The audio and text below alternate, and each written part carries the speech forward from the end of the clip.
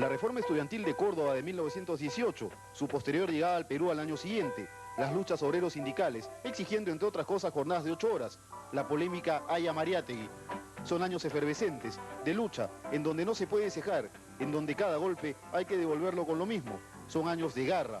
Son los mismos años que marcan el nacimiento de la Federación Universitaria de Deportes, dentro de los claustros sanmarquinos, como una manera no solo de practicar deporte, sino también como una forma de llevar la reforma universitaria hasta lo más profundo.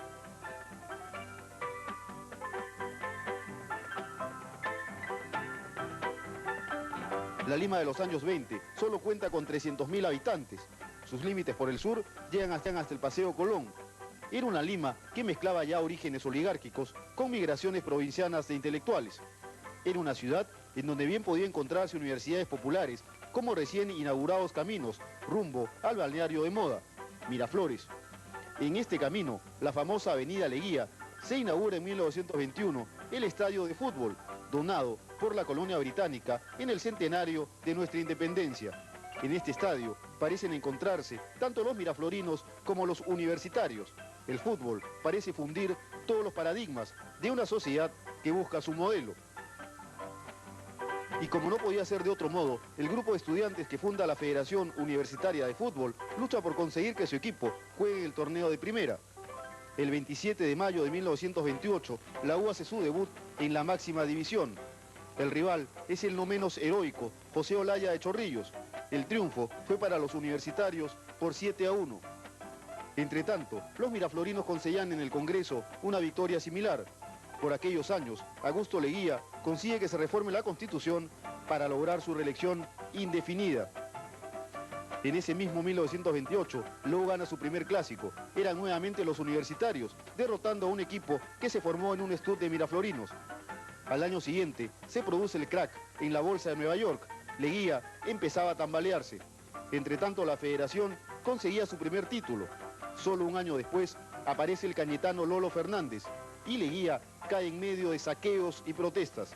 La migración provinciana se consolida. Los miraflorinos se terminan.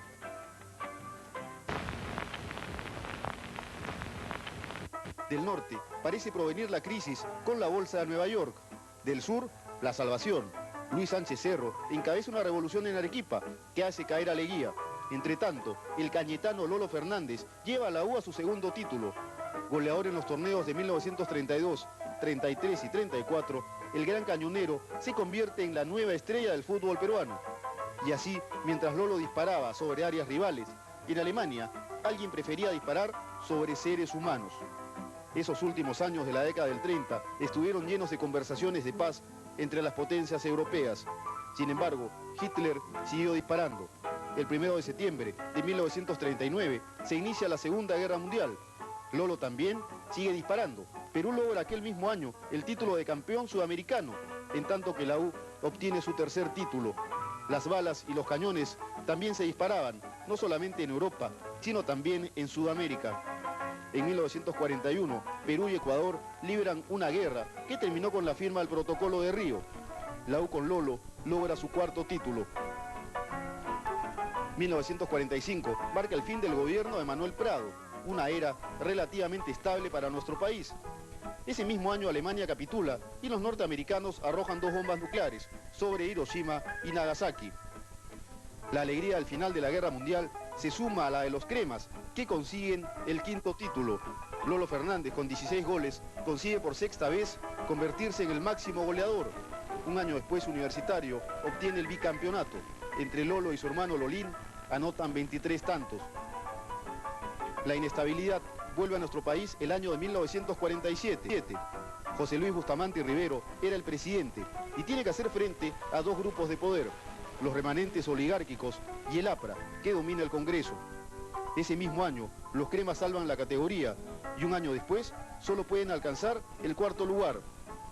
1948 también fue año de golpes. Manuel Odría es el nuevo presidente del Perú con la fuerza de los tanques. El tanque en la U se llama Alberto Terry.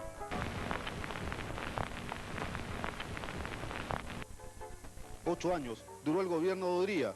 Fueron años de represión y desapariciones. El APRA y el Partido Comunista fueron perseguidos. La desaparición de la U duró 10 años. Pese a contar con Terry, la U no puede obtener el título hasta 1959. Es más, el 30 de agosto de 1953 deja los campos de juego el gran cañonero Lolo Fernández. Lolo Fernández, el cañonero de todos los tiempos, acaba de dar un ejemplo más de lo que vale el amor al deporte más popular, el fútbol.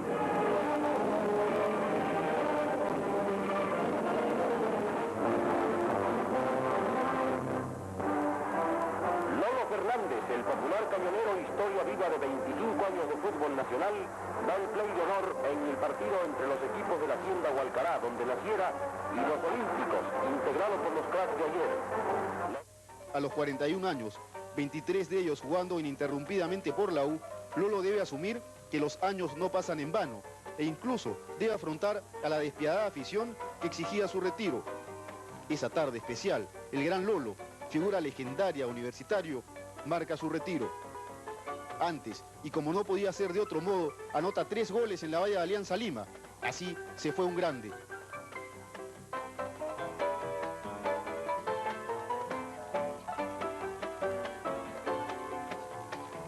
Algo más que nos dejó esos años fue la bonanza económica producida por la guerra de Corea.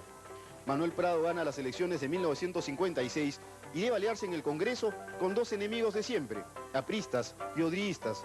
La Acción Popular de Fernando Belaúnde aparece como fuerza opositora. Por esos años aparecen en la U 2 jugadores que brillarían durante la década del 60, Lucho Cruzado y José Fernández. En el último año de la década del 50, la U obtiene su 8º título. Un año después, logra su 2º bicampeonato. Lucho Cruzado se convierte en la estrella. En 1963, y tras un año de gobierno militar, Fernando Belaúnde llega al poder. Fueron 5 años llenos de presiones, originadas en el Congreso manejado una vez más por el APRA y la UNO. Pese a ser años inestables para la política peruana, esa misma época se convierte en una de las mejores para Universitario. El 10º campeonato se gana en 1964 y aparecen las figuras de Víctor Calatayud y Nicolás Fuentes. Al año siguiente se suman Héctor Chumpitaz, Lucho Lafuente, Roberto Chale y Enrique Casareto. Por esa época, el tema central en el Perú era justamente la reforma agraria y las migraciones provincianas. El interior de nuestro país va tornándose importante para la capital. En 1966, la Federación Peruana de Fútbol, atendiendo ese nuevo sentir, organiza el primer campeonato descentralizado con la aparición de equipos de provincia. La U obtiene en esa época su 3er bicampeonato. Se suman al plantel de 1967 Eleazar Soria y Percy Rojas. El país es gobernado nuevamente por los militares. A diferencia de otros, el gobierno de Velasco trata de resolver el tema de la reforma agraria y protege a los empresarios nacionales. Cierra las importaciones y busca relaciones diplomáticas con países del bloque soviético. En esas circunstancias, la U obtiene el título en 1969 con la incorporación de Osvaldo Ramírez y Juan José Muñante. En 1971 llegan Héctor Bailetti y Humberto Horacio Ballesteros y un nuevo título para los cremas. Al año siguiente, y mientras Velasco expropiaba a empresas, bancos y medios de comunicación, la U obtenía el mayor logro de su historia, el subtítulo en la Copa Libertadores de América. 1974 fue el gran año. Coincidiendo con su cincuentenario, la U marca un récord de invencibilidad, 36 fechas sin perder. Nuevas figuras hicieron su aparición en ese equipo campeón: Juan Carlos Oblitas, Rubén Panadero Díaz y Juan José Oré. Lamentablemente, la crisis económica que castigó al país e hizo caer al régimen de Velasco también afectó a las instituciones deportivas. La U debió vender a casi todas sus estrellas. Fueron 8 años de volver a armar todo: la democracia, el gobierno, las instituciones, el fútbol. En 1982, y ya con la democracia de regreso, la U vuelve al título con un retorno importante, el de Percy Rojas. En ese mismo equipo brilla Germán Leguía. 3 años más tarde, aparece en el primer cuadro el último gran caudillo de los cremas, el Puma, José Luis Carranza. En 1985, los cremas obtienen el título, brillando en el equipo Juan Carlos Oblitas, Javier Chirinos, Leo Rojas, Fidel Suárez, Lucho Reina y Ramón Quiroga. No son muy buenos años. El país pasa por una aparente prosperidad que luego se convertiría en la más grave crisis vivida en la época republicana. Al final de esos 2 años, en 1987, la U obtiene su 18ª estrella. Llegaron Chemo del Solar, Roberto Martínez y Alfonso Puchungo Yáñez. En 1990, los cremas suman ya 19 títulos. Son casi los mismos de hace 3 años. Solo llega Andrés Balán González. Del 90 al 95, el país pasa de la aparente estabilidad política al caos, propiciado por Sendero Luminoso y al autogolpe de 1992. Ese mismo año, llega el 20º título. Brillan el chileno Juan Carlos Letelier, Ronald Baroni, el uruguayo Tomás Silva y José Luis Carranza. En 1993 los cremas obtienen su 4º bicampeonato. Si hasta ahora hemos hablado de jugadores, habría que decir que el artífice de este título es el entrenador uruguayo Sergio Marcarián, más conocido como el Mago. En aquel equipo del 93 brilló el paraguayo Jorge Amado Núñez.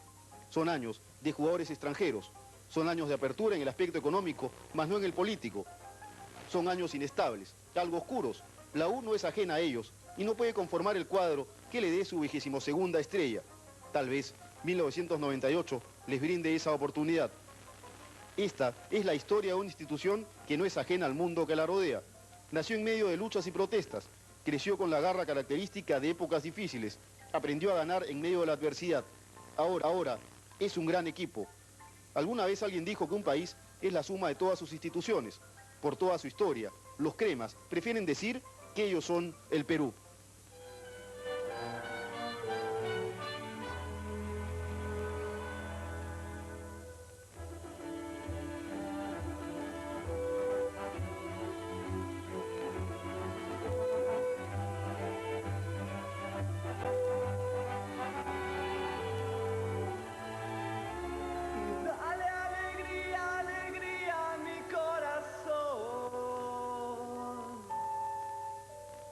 Lo único que te pido, al menos hoy. Y dale alegría, alegría a mi corazón. Afuera se dan la pena y el dolor. Y ya verás. Las sombras que aquí estuvieron no estarán. Y ya verás que no